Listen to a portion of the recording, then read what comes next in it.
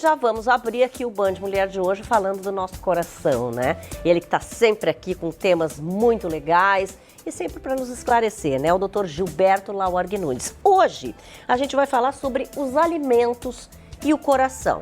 Quer dizer, a gente sabe que tudo tem ligação, né? Mas a gente nunca se liga nesse negócio da alimentação, né, doutor Gilberto? Que pode ou não, talvez, prejudicar, né? Trazer prejuízos ao nosso coração.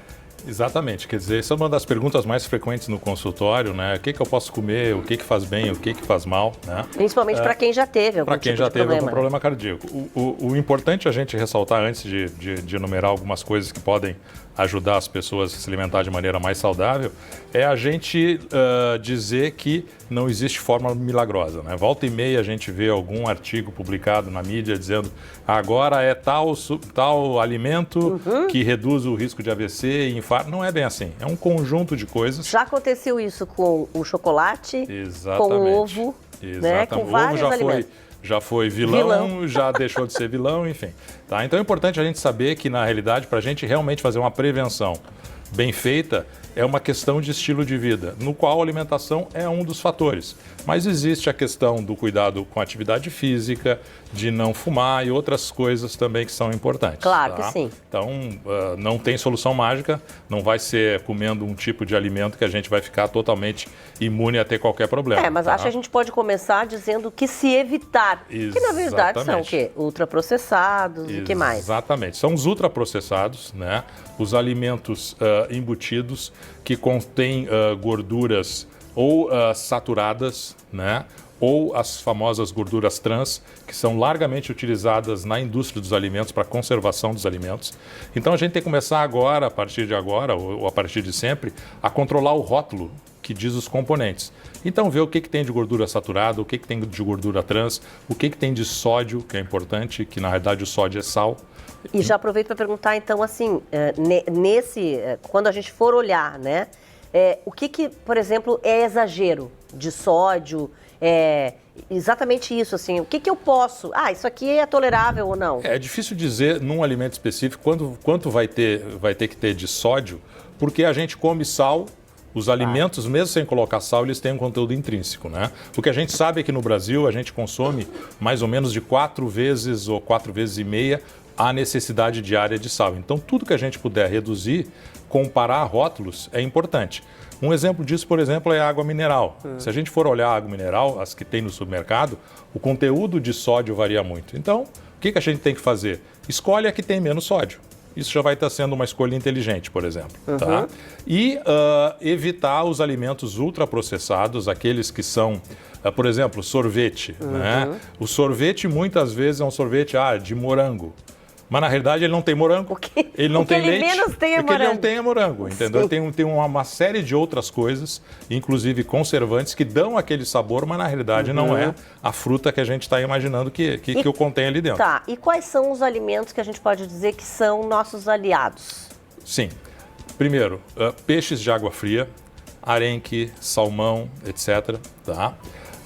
Oleaginosas como o feijão, como a lentilha, tá? Leguminosas, perdão. As oleaginosas é tipo castanha e outras do tipo, certo? Frutas e verduras, liberado. Todas elas são boas para a nossa saúde. A questão, o abacate também é uma fruta também interessante da gente consumir, certo? E que tem gente que acha que é muito calórico, por exemplo, e acaba não consumindo. Claro, a gente tem que lembrar que todas as frutas têm um conteúdo de açúcar, não é o açúcar processado, mas é açúcar. E o açúcar é calórico. Então, evidentemente que tem que ter uma parcimônia no consumo para a gente ter uma dieta equilibrada. Né? Não adianta a gente só comer fruta, comer um monte de fruta, que a gente pode estar eventualmente ganhando peso também. E se a pessoa também tem algum problema com açúcar, principalmente por isso o médico tem que orientar. Exatamente, por isso que um médico ou uma nutricionista é importante para nos orientar nesse sentido. E o chocolate também, aquele acima de 70% de cacau também é interessante de consumir, porque ele tem antioxidantes, tem os famosos flavonoides, que são em tese, né, substâncias protetoras para o nosso coração. Pois é, que daí entra também, que até nós já falamos uma vez sobre o vinho, né? O vinho Mas também. o vinho tem a questão do álcool. Tem a questão do álcool e da caloria também, né? Porque na realidade o álcool ele é metabolizado o açúcar no nosso organismo, então a gente tem que ter cuidado com isso. E a questão do álcool também é difícil a gente recomendar, porque o álcool em excesso a gente sabe tem efeitos colaterais. Então é difícil a gente dizer para uma pessoa, não, vai tomar teu álcool. A gente recomenda com parcimônia, obviamente, né? Sem excessos, porque a gente está gerando outros problemas, né?